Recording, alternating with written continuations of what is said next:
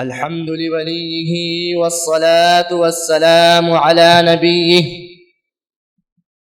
أما بعد، فأعوذ بالله من الشيطان الرجيم. هو الذي بعث في الأميين رسولا منهم يتلو عليهم آياته ويزكيهم ويعلمهم الكتاب والحكمة وإن كانوا من قبل لفي ضلال مبين. صدق اللہ العظیم.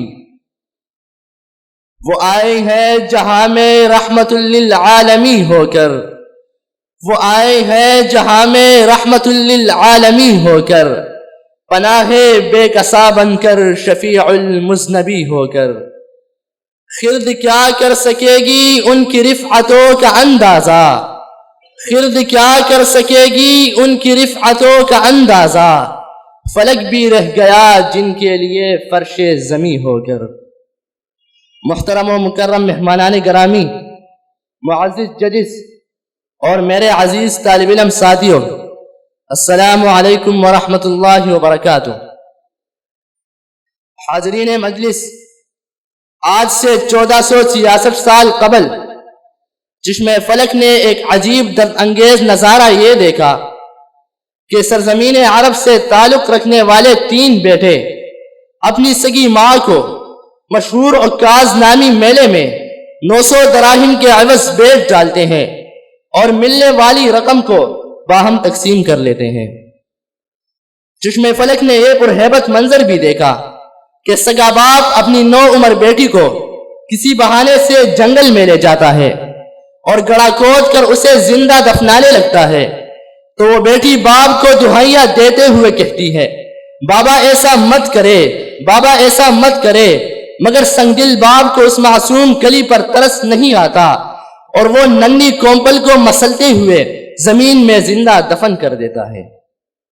جناب والا، یہ تو چند واقعات ہیں، ورنہ حقیقت میں آپ صلی اللہ علیہ وسلم کی آمد سے قبل عرب کا سارا معاشرہ جہالت کی انہی اندھیر نگریوں میں بھٹک رہا تھا اور خانہ خدا بھی سینکڑوں بتوں کی بٹی بنا سلگ رہا تھا.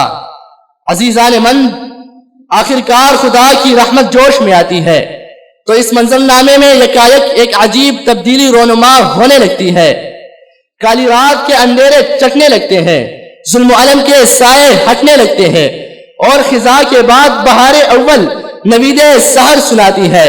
پھر اسی بہار اول کے دوسرے عشرے میں آفتاب ہدایت طلوع ہو جاتا ہے اور 12 ربیع اول کی صبح نور ہدایت سے منور ہو جاتی ہے. جی ہاں، یہ وہ مبارک دن ہے جب نبی معظم، نور مجسم، شافی محشر، ساقی کوثر، مولائے کل، دانائے سبل، ختم الرسل، محمد مصطفیٰ احمد مجتبیٰ صلی اللہ علیہ وسلم مکان عدم سے امکان وجود میں تشریف لے آتے ہیں. مشہور سیرت نگار علامہ شبلی نعمانی مرحوم کے بقول آپ کی آمد سے ایوان ہائے کفر میں زلزلہ برپا ہو گیا، آپ کی آمد سے قصر نصرانیت زمیں بوس ہو گیا، آپ کی آمد سے بتکدوں کی رونقیں مان پڑ گئی اور صنم خانوں میں خاک اڑنے لگی، آپ کی آمد سے ظلمت و جہالت کا دور ختم ہوا اور آفاق عالم میں علم و حکمت کی کرنیں پھیلنے لگی.